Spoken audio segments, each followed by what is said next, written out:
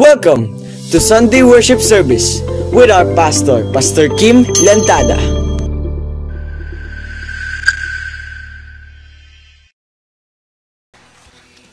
Okay, so the title of this message, mga kapatid, When Bad Things Happen.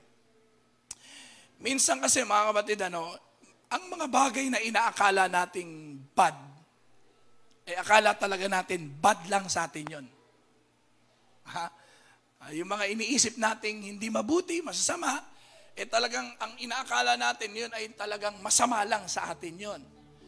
But in God, He has a different perspective. Sabi nga, ang isip ng Diyos ay hindi natin isip. So, ibig sabihin, kahit masama na sa atin, magagawa pa rin ng Diyos po na makabuti para sa atin yan. So, wag lang nating isipin. Of course, wala naman may gusto ng bad. Di ba? Pero wag lang nating isipin yung bad, bad lang talaga sa atin. Pero, magagawa kasi ng Diyos, God can turn bad things into good things. Halimbawa, may kwento ko na, yung bagamat kwento, may lesson po ito. Yung si Mang Tomas na may alagang kabayo, medyo may edad na si Mang Tomas. So, pero may anak po siyang panganay na lalaki na nagiging katuwang niya sa pag-aalaga ng kabayo. Nung araw, pag ang kabayo talaga, meron kang ganun, medyo nakakalamang. So, isang araw, pinaliliguan ng anak ni Mang Tomas yung kabayo. Hindi sa inaasahang pangyayari, nasipa nung kabayo yung anak. Alam naman natin, kapag nasipa ka ng kabayo, di ba, talagang ang nangyari po sa bata, sa binatang ito, napilay po yung isang paa niya. So, noon sa kinainggitan ng mga kapitbahay si Mang Tomas, dahil nga may kabayo, bagamat may edad na, pero mayroong nakakatuwang nakaanak niya. Kaya lang nung napila yung bata, yung binata, sabi nung mga tao, naku, kawawa naman si Mang Tomas, kaysa isang anak na lang na nakakatuwang niya, nabaldado pa. Kawawa naman. So, isang araw, nag-declare ng civil war. So, kinailangan lahat ng panganay na lalaki, kinuha ng gobyerno para ibala sa kanyon. So, siyempre, yung anak ni Mang Tomas, hindi nakuha yun dahil disabled Kaya sabi ng mga kapitbahay, mabuti pa si Pang Tomas, kasama niya ang anak niya. Yung mga anak natin, di natin malaman kung makababalik pang buhay. So, may mga ganyang situation sa life natin, no? Yung bang bad, akala natin bad lang talaga sa atin yun. Pero, God has a different perspective. Kailangan lang makita natin yung kung paano ito tinitingnan ng Diyos. All of us know that bad things happen even to good people. Kasi iniisip siguro natin, dapat pag bad, mga pang bad lang yun. Di ba ganun dapat pang good, good lang. Minsan ganun ang pananaw natin. Kaya minsan nagugulat tayo. Kapag nangyayari sa atin yung bad thing, siguro feeling natin, napaka-good natin, di ba? Tingnan mo yung katabi mo, mukhang good ba? Mahirap malaman ngayon yan.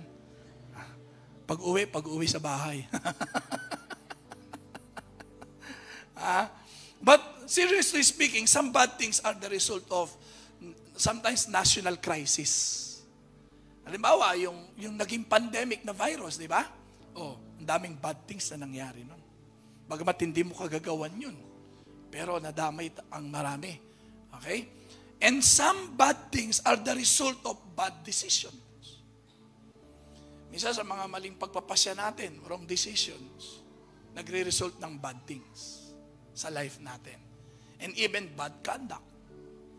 Kapag merong hindi magandang pag-uugali, siyempre, pwedeng magresulta yan ng hindi rin maganda.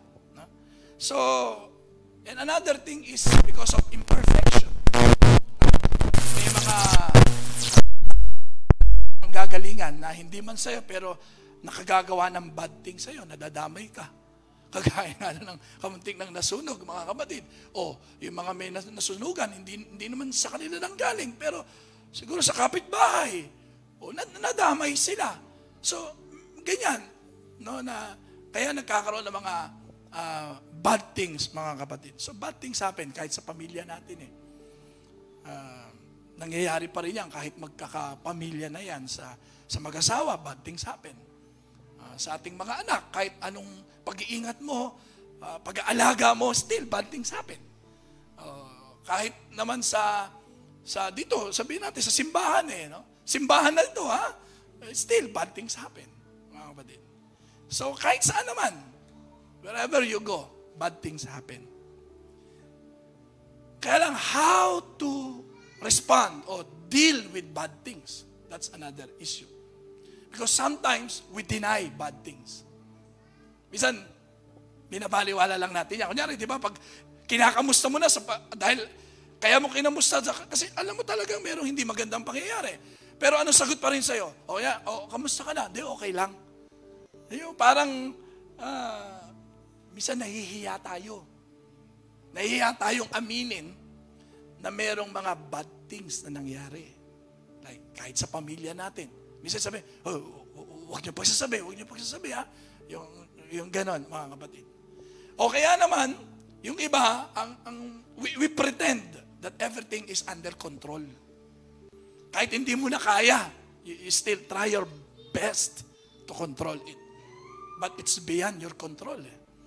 Okay? Yung iba naman, ang tugon, yung nagagalit. Umiinit ang ulo. Pero mga saktabi mo, ikaw ba yun? When bad things happen, we react. We're getting angry. Kasi siyempre, wala namang may gusto talaga niyan, mga kapatid. Kaya lang, kapag hindi mo na-control din yung ganong ugali, it affects relationship. Di ba, minsan, nawawala ka sa mood, tapos lahat, mainit na ang ulo mo, lahat kagalit mo na. Yung mga gano'n, wala ka na sa mood no? Dahil nga merong hindi magandang nangyari. Minsan, yung isang lalaki na natanggal sa trabaho, pag-uwi, pinagalitan lahat. Yung asawa niya, yung mga anak niya, mainit ang ulo. Gano'n kasi nga, sino ba matutuwa na nawalan ka ng trabaho, di ba? Gano'n, kaya hindi na siya makausap. Kaya lang, pag gano'n tayo as a Christian, it also affects our relationship with God. Kaya minsan, hindi ka na nag-church, wala na yung Christian life mo, kahit naglilingkod ka na, matagal ka na, when bad things happen, it affects your relationship with God. Yun ang gustong-gusto ng kaaway, mga kapatid sa atin. At minsan, nagtataka ka na lang, bakit parang ang layo ng Diyos? Di ba? O kaya naman, yung prayer mo parang hindi nakakarating sa itaas. O kaya naman, yung pagiging Christian mo, wala nang change, wala nang transformation. As in, atin ka na lang, pero nothing change. At nagtataka ka, ba't gano'n ang nangyayari sa Christian life mo? Pero when you search your heart, di ba, kasi mahirap yung may galit, tapos love mo si Lord. Mahirap gawin yan. That's impossible. Okay? So it also affects our relationship with God. At yung iba, nagbibitiw. May mga ganyan ayoko na, pastor, resign na ako. Ayoko na maglingkod. Bakit? Yung pala, may galit. Ganyan. And yung iba naman, they blame others. Blaming others. Yung when bad things happen, hindi mo agad makita na baka naman ikaw may kasalanan, pero sinisisi mo sa iba. Di ba? Halimbawa, ba't tayo mahirap? Kasi dahil sa inyo. Ganyan. Bakit nagkaganyan ang buhay mo? Kasi sa asawa ko, kasi sa mga magulang ko, kasi sa kapitbahay ko. Lahat, pati si Benten o Batman, sinisi mo na siguro. Lahat ng maituturo mo. Parang sila Adan at Eva, di ba? Nung nagkasala sila sa Diyos, hinarap si Adan, sabi ni Adan, yung babae po Nung hinarap yung babae, yung ahas po Yung mahilig tayo magturo, mga kapatid kapag merong hindi na magandang nangyayari sa atin. O kaya naman, because of yung comparison, we compare ourselves to others.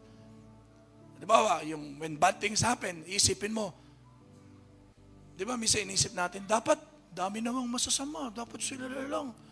Dapat, yung nasunugan, yung mga masasamang tao, yung mga rapists, mga magnanakaw talaga, para wala na silang manakaw, yung mga ganon. Minsan, ba't kami pa? Minsan ganon tayo, di ba? Ba't sa akin pa nangyari to? Ang pait-pait ko naman Sabi mo nga sa katabi mo, totoo ba?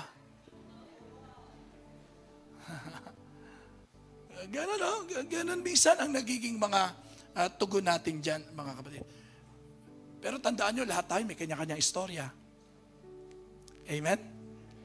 Huwag mo sabihin dahil sila mayaman, okay sila. Hindi, mas malaki nga mga problema niyan. Mga kapatid. Lahat ng tao may problema. We have different stories in life.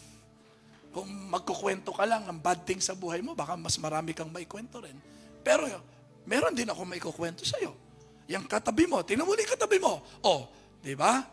Kita agad, lahat tayo may kanya-kanyang kwento May kanya-kanyang MMK. Di ba? Sa buhay. Kwento nga namin na nandito si nanay, sabi ko, hindi pa tapos. Ako, ini-invite ako sa GMA ba yun? Yung ano ba yun? 700 Club. Mag-testimony raw ako. Hindi, sabi ko, may hinihintay pa ako. Mas maganda yung pag natayo na tong second floor. Di ba? Kompleto na yan So, kompleto. Pag nagpatotoo ka, talaga? Mga kapatid. Pero sa ibang bagay naman, pag nagpipreach po ako sa ibang mga churches, nakakapag-testify na rin po tayo. Kaya lang yun, pambuong daigdig yun. Dapat talaga, medyo ihanda natin para mag-glorify talaga ang Diyos, mga kapatid. So, bilang mga Kristiyano kasi, mga kapatid, o mga naging Kristiyano na, meron talaga tayong proseso na ginagawa, mga kapatid, kapag merong masasamang nangyari sa buhay natin. When bad things happen. Okay? So, Romans chapter 8, verse 28. Gusto ko basahin natin ito ng sabay-sabay. Sabay-sabay po. Ready, get, set, go. Alam natin na sa lahat ng bagay, gumagawa ang Diyos para sa ikabubuti ng mga umiibig sa Kanya na Kanyang tinawag ayon sa Kanyang layunin. Kanta Sabi dyan, we are confident that God is able to orchestrate everything to work towards something good and beautiful when we love Him and accept His invitation to live according to His plan. Ibig sabihin, kapatid, when bad things happen, okay, God has a promise. And God works. Lagi niyo tandaan, when bad things happen, God has a promise. May pangako ang Diyos dyan. Any bad things in life, God has a promise. And hindi lang pangako yan, kundi God works. Ang Diyos ay gumagawa. And because God is a good God, kapag gumawa siya sa buhay natin, tiyak sa ikabubuti natin yan. Amen? Palakpakan natin si Lord. Hallelujah. Walang masama sa Diyos. Everything good comes from God. So, now, the question is not why bad things happen. Because bad things happen. The right question is what to do when bad things happen. Usually kasi tanong natin, bakit? Nagugulat tayo, mga kapatid. Ang Diyos hindi na nagugulat. Alam niya lahat. Nakaraan, yung nangyayari ngayon, at mangyayari sa araw ng bukas. Alam niya ang lahat. Wala nang sorpresa kay Lord. Tayo ang nasusurprise. Minsan tanong mo, why? No. The right question is, what to do when bad things happen? Number one, be determined to trust God. Be determined. Sounds simple, mga kapatid. Diba? The word trust. Okay? Ngayon, kaya ko pinabasa rin sa inyo yung Romans 8:28. Sounds simple Simpleng maintindihan, di ba? Madaling maintindihan yung Romans chapter 8, verse 28. Sabi niya, alam natin sa lahat ng bagay. Lahat ng bagay. Mabuti o masama, gumagawa ang Diyos para sa ikabubuti natin. And we always say, Amen, because it sounds simple. Mga kapatid, di po ba?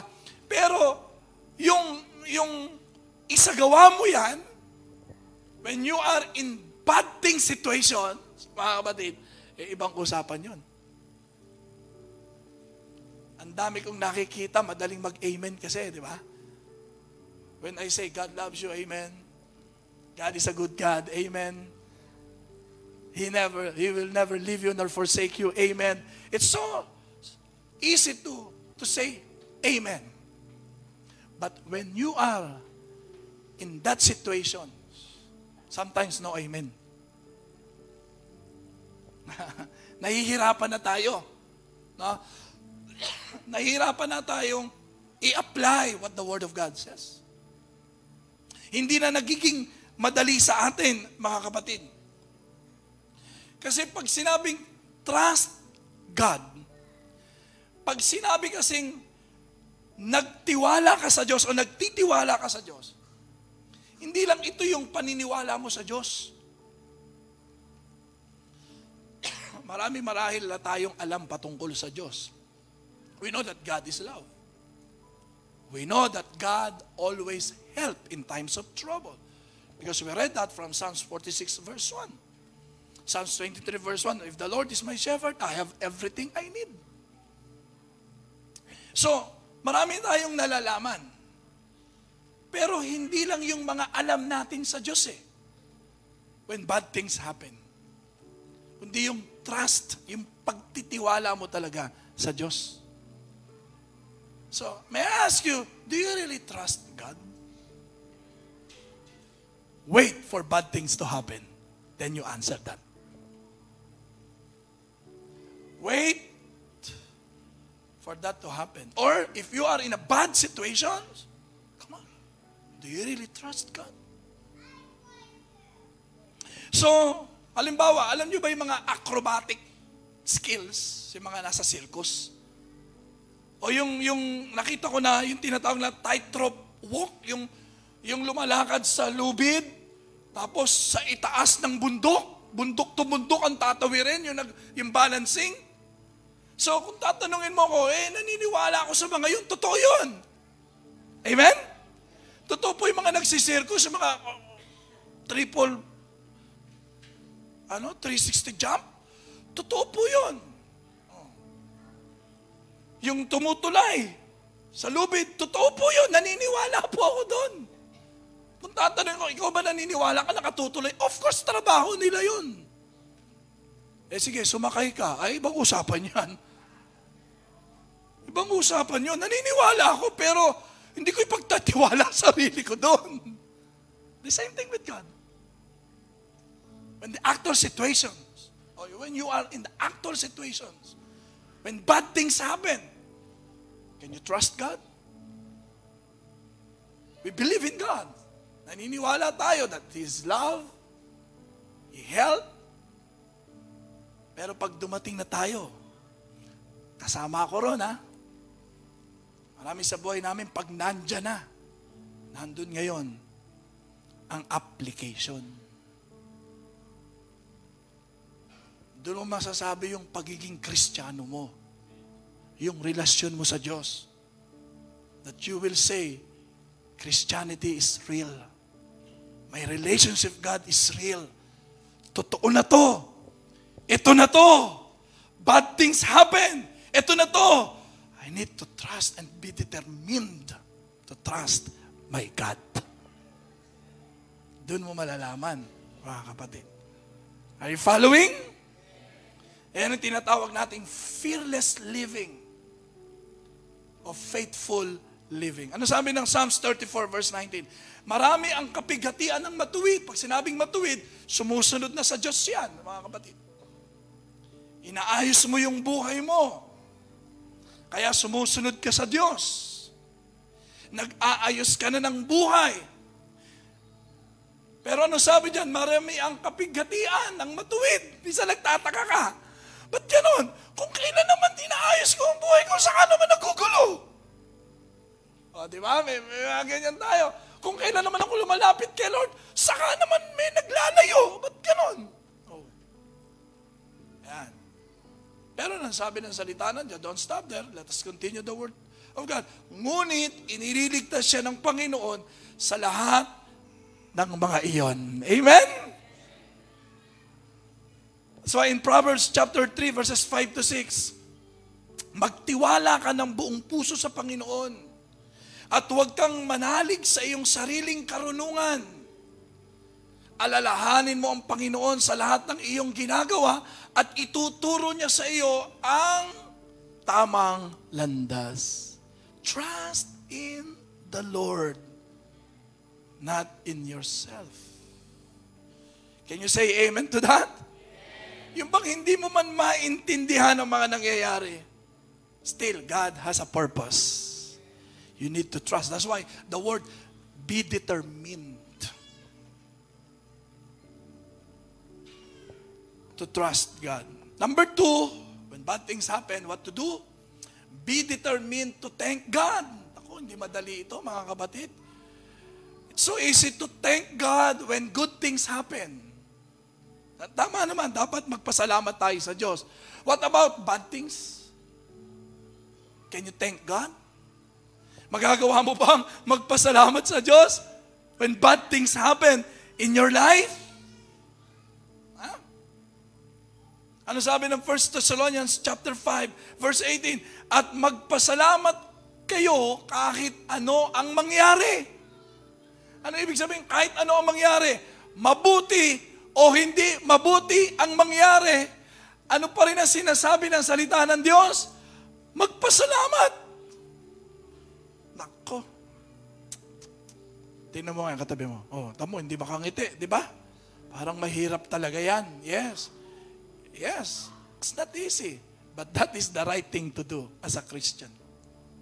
Kaya sabi ng salita ng Diyos, dahil ito ang kalooban ng Diyos. Kalooban ba ng Diyos yung bad things? No, hindi ganon. Kalooban ba ng Diyos ang problema? No. I want you to know that God loves you. He cares for you. Bakit? Sabi, magpasalamat.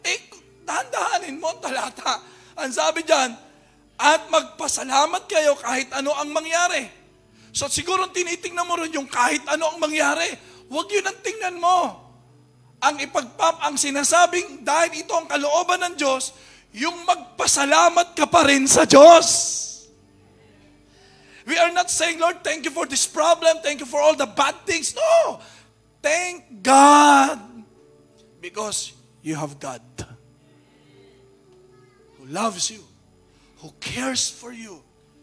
Meron pa ring Diyos na nagmamahal at nagmamalasakit sa iyo. Amen? Why? Kasi sabi diyan, para sa inyo na mga na kay Kristo Jesus. So as a Christian, mga kapatid, who belongs to the kingdom of God, what is the will of God? Be thankful. Be thankful. Kaya sabi ng other verse, in every situation, no matter what the circumstances, be thankful and continually give thanks. Tuloy-tuloy. Bakit? Kasi nga po pwedeng matigil yung pasasalamat mo when bad things happen. But the will of God is continually give thanks. Amen. Kahit merong bad things nangyari, huwag mong itigil ang magpasalamat sa Diyos because God is in full control. Hindi siya kontrolado ng problema. Hindi kagaya natin, we stop when bad things happen. But God never stops loving us. Hindi siya tumitigil. Kapag may bad things tayo, natitigil tayo. And Diyos, He never stops. When God says He loves you forever. When God says He cares for you forever. It never stops. Pakitapik mo yung katabi mo. Hindi tumitigil si Lord. So be thankful because God never stops doing good things in our lives. For this is the will of God for you in Christ Jesus. What is the will of God for you? Because you belong to Jesus Christ, be thankful. Continually. Whatever happens, whatever may happen to you, continue to thank God. God wants you to do that. See? It's very clear. That's why we have different translations. If you're going to use this translation, whatever may happen to you, continue to thank God. God wants you to do that. Ano yun? Ano yung gusto ng Diyos na gawin mo? Continue to thank God. Can you say amen to that? Why? Because you are in Christ Jesus. Meaning to say, hindi lang ikaw ay na kay Kristo, si Kristo ay nasa sa iyo rin. Amen. Palakpakan natin si Lord. Hallelujah. So be thankful. Hindi ka nag-iisa. When bad things happen, you are not alone. You have Jesus in your life. Thank God because you have Jesus. Pero maintindihan at mararamdaman mo lang yan. Sabi rito, to those who love God. If you love God. Sa mga umiibig sa Diyos, all things work together for good. To those who love God, all things work together for good. But if you don't love God, the one side of the coin, yung isang bahagi lang ang makikita mo. At ano yun? Bad things. But if you love God, you will see the other side of the coin.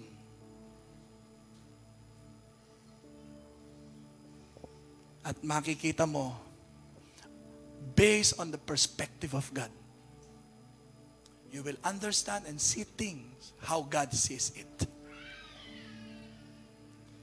Hindi yung sarili mong pananaw, kundi maiintindihan mo siya sa pananaw ng Diyos. That's why the Word of God says, to those who love. When you are united with God. Do you know what's the meaning of the synergism? Yung synergism effect? Pag pinagsama mo ang dalawa, it produces another power. So pag magkasama kayo ni Lord, there is another power. Pero kung mag-isa ka lang, hanggang dyan lang ang kaya mo. Pag bad things na, you stop. Bakit? Hindi mo na kaya. Totoo naman yun. Hindi mo talaga kaya. Aminin mo na. Sabi mo nga sa katabi mo, hindi mo talaga kaya nang mag-isa.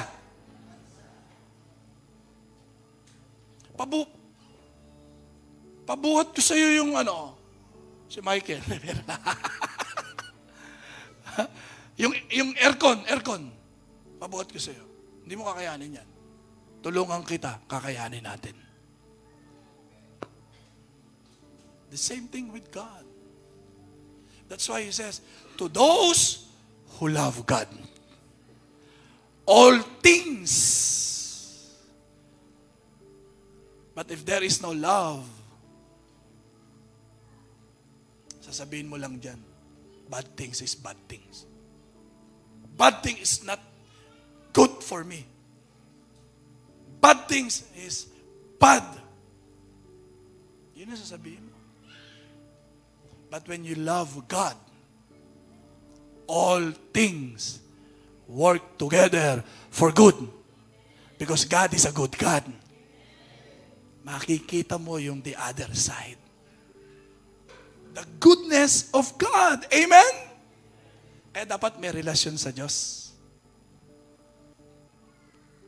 Kasi kaya yung pag-ibig sa Diyos ay nagpapakita ng relasyon sa Diyos. Pwede ka bang magmahal ng tao na wala ka relasyon? Lahat na may pag-ibig, may relasyon. Tama? Mahal mo ba asawa mo? Of course, bakit? Asawa ko yan. Mahal mo ba anak mo? Of course, anak ko yan. May relasyon. Ano mang may pag-ibig, may relasyon. Mahal mo ba si God? You must have a relationship.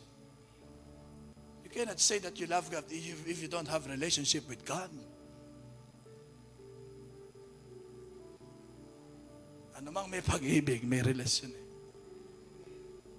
So nagkakaroon tayo ng relasyon sa Diyos because of the Lord Jesus Christ. Tayo ay mga naging anak ng Diyos. At ang may mga relasyon sa Diyos, ito yung mga namumuhay sa salita ng Diyos.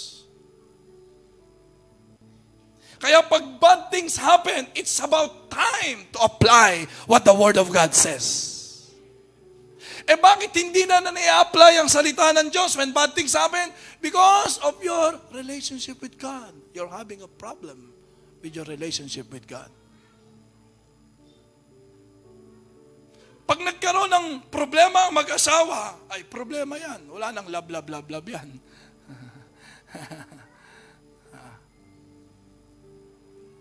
So pag nagkaroon tayo ng problema sa ating relasyon sa Diyos, mahirap sundin ang salita ng Diyos. Amen? Can you say amen to that?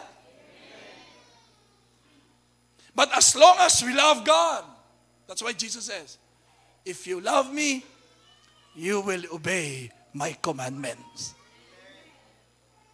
It's very clear. Mga nakikipag-usap sa Diyos, ang may mga relasyon sa Diyos. O, tanong mo nga sa katabi mo, nakikipag-usap ka ba sa Diyos? Sa asawa ko, nakikipag-usap ako. Asawa ko yan sa mga anak ko. O, may relasyon eh. What about with God, in God? Yung iba, makikita mo mga naglilingkod sa Diyos. Eh, ba't naglilingkod sa Diyos yan? May relasyon sa Diyos. Mga nagmamahal sa Diyos. So kapag nagtiwala sa Diyos, alam niyo po, ang dulo, sa ikabubuti mo pa rin yan. Amen. Palakpakan natin si Lord. Hallelujah. When someone or somebody asks you, can you describe to me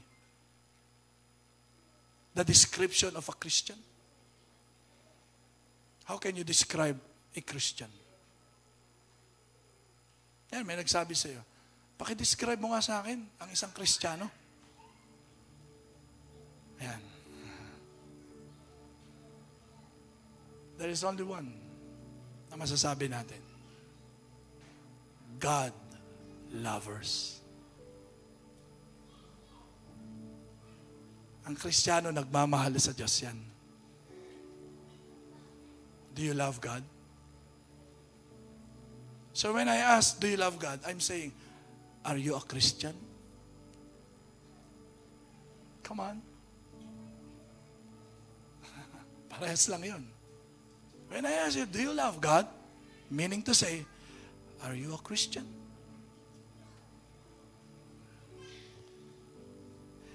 Psalms 145 verse 20, iniingatan ng Panginoon ang lahat na nagsisiibig sa Kanya. Ang lahat ng nagsisiibig sa Diyos, iniingatan ng Panginoon. 1 Corinthians 2:9, ganito nga ang sinasabi ng kasulatan, wala pang taong nakakita, nakarinig o nakaisip sa mga bagay na inihanda ng Diyos para sa mga nagmamahal sa Kanya. Every time there is love, when you love God, God is preparing something for you. So when bad things happen, I encourage you, love God. Love Him more. Hindi lang good things. Okay yung good things. You love God. But even in bad things, because God never changes.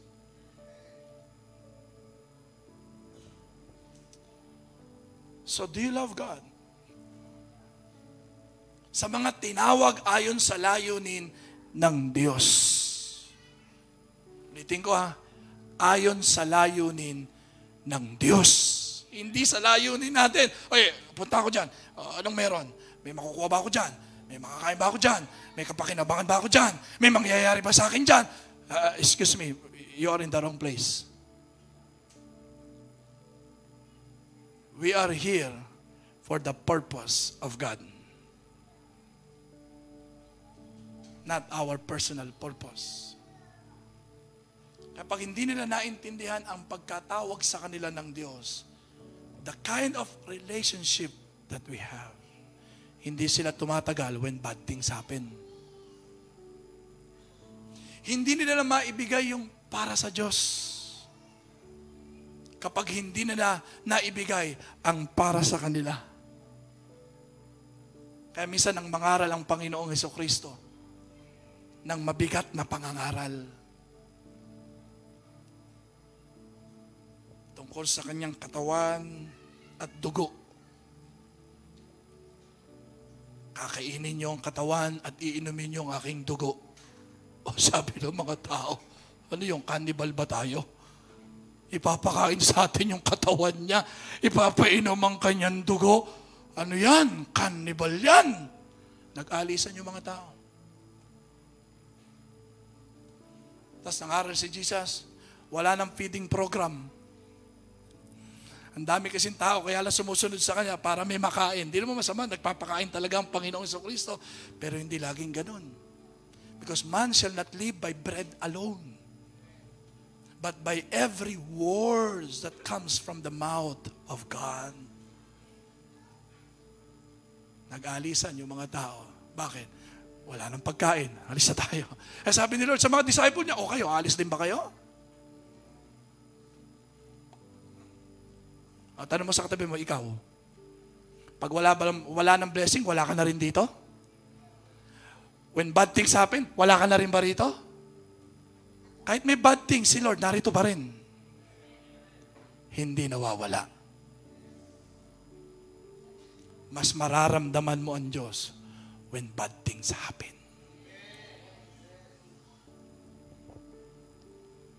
So sa mga umiibig sa Diyos at mga tinawag upang mabuhay sa layunin ng Diyos, all things work together for good.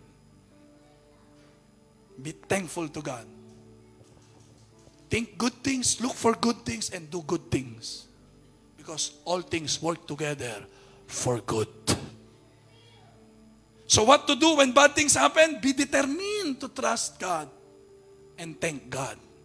Maging mapagpasalamat pa rin tayo sa Diyos, not in bad things. Do not thank God because of bad things, but thank God because God is a good God. And number 3, be determined to test God. Subukin mo ang Diyos.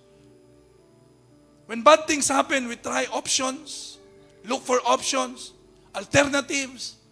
Naghahanap tayo ng mga kaparaanan. Ba't di mo subukan ng Diyos? Why don't you try God?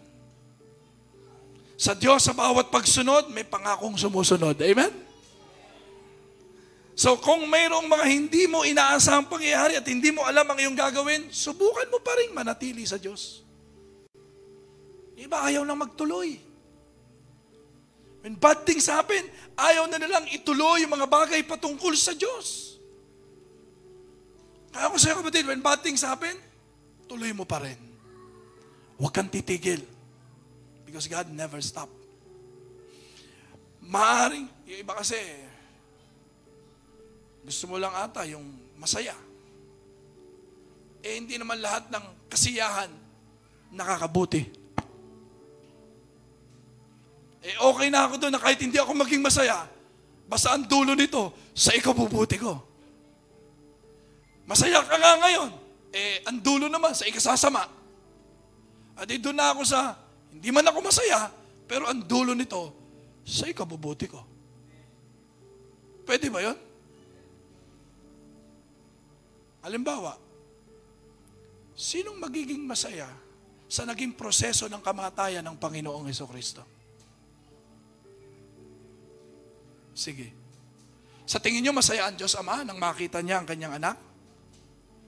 Na sinisigaw ng tao, crucify Him?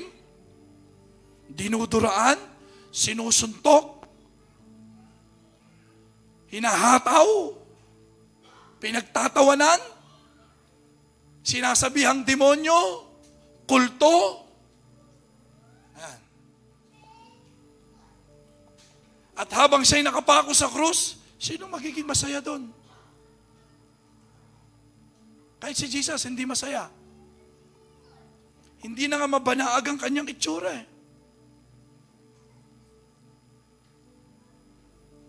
Sino nagsasaya? Ayun, si Satanas. Akala niya na nagluwigi na siya. Pero hindi man naging masaya.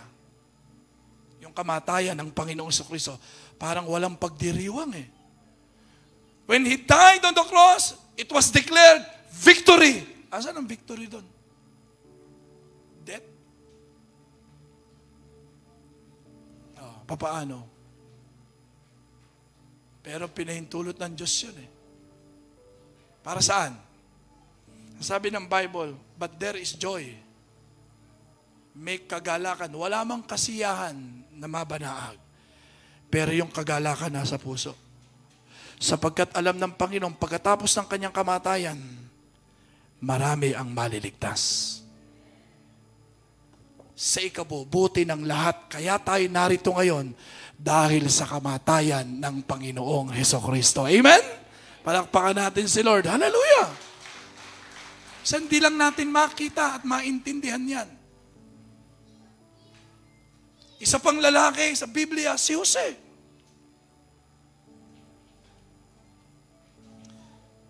Si Jose, sinong magiging masaya?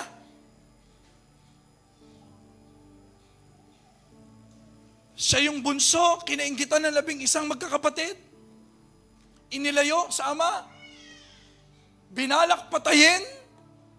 At talagang papatayin. Hanggang sa ibinalita na patay na si Jose. Nakulong. Hanggang nakarating sa Ehipto. Tukad na lang story short. Nagtagpo yung magkakapatid. Nang malaman nilang si Jose yun, abot-abot na hingi ng tawad kay Jose, patawarin mo po kami. Saan? Sa mga nagawa naming masasama, mga bad things. Si Jose nasa authority. Halos kapantay na siya ng paraon. Lahat ng desisyon daraan kay Jose. Pwede niya nang isa-isahin yung magkakapatid. Kaya takot-takot yung magkakapatid. Baka gantihan sila ni Jose. Wala silang magagawa. Pero anong sagot ni Jose? Genesis 50 verse 20. Masama nga ang inyong ginawa sa akin. Bad. Subalit ipinahintulot iyon ng Diyos. Para saan? Para sa kabutihan. At dahil doon naligtas ang marami ngayon. Sometimes we don't understand the ways of God. But God can turn bad things in your life into good things. Amen. Palakpakan natin si Lord. Hallelujah. Masama ang ginawa niyo sa akin. Masama talaga. Pero pinahintulot ng Diyos yan because God has a plan. Because God has a purpose. Mahal ka ng Diyos. I want you to know that God loves you. He cares for you. He's for you. God is with you. He's not against you. Don't ever think when bad things happen into your life, God is against you. No. He loves you. He cares for you. He has a purpose. He has a plan for your life. And no one can destroy and break and cancel that plan for your life. No one can stop it. Ang pangakong sa ikabubuti pa rin natin, it is a divine promise. Galing mismo sa Diyos yan. Ang Diyos ang gumagawa. Kapag tayo ay nasa bad things, still God is a good God. There is no bad things in God. May katiyakan yan. Hindi po pwedeng hindi mangyayari. Sapagkat tutuparin ng Diyos yan. Every promises, there is a fulfillment. Again, Romans 8:28, basahin uli natin ng sabay-sabay. Ready, get, set, go. Alam natin na sa lahat ng bagay, gumagawa ang Diyos para sa ikabubuti ng mga umiibig sa Kanya na Kanyang tinawag ayon sa Kanyang layunin. Habang nabubuhay, yes, the battle is not over. So do not stop. Keep Keep trying. Stay strong. And hope, always hope for the best. Jesus already won. Nagtagumpay na ang Panginoong Hesukristo. Amen? So kung meron mang hindi mabuting nangyayari sa iyo ngayon at mangyayari sa iyo, sabi ko kanina, pangatlo ito na pinagpilian kong mensahe. Hindi ko matapos yung una, hindi ko matapos yung pangalawa. Pagkatapos, habang ginagawa ko ito, isa-isang mga balita ang dumating sa akin. Pastor, patay na si ano. Pastor, may sunog doon. Pastor, may kapatiran tayo. Pastor, may mga kapatiran tayong mag-asawa nag-aaway. Puro bad things. I do believe the Holy Spirit spoke to me to deliver this message that when bad things happen, be determined to trust God. Because bad things happen. Be determined to thank God and test God. You try God. When you do that, you wait. Because all things work together for good.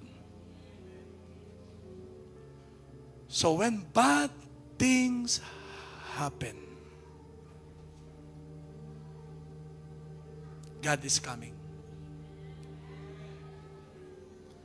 When bad things happen, God is coming.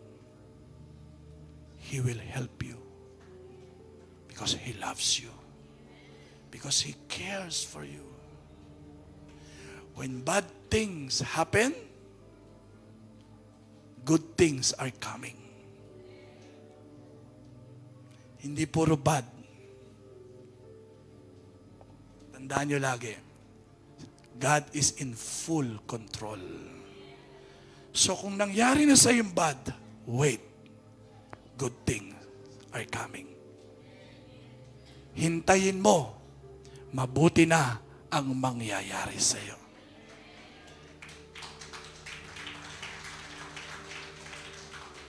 And it didn't stop there.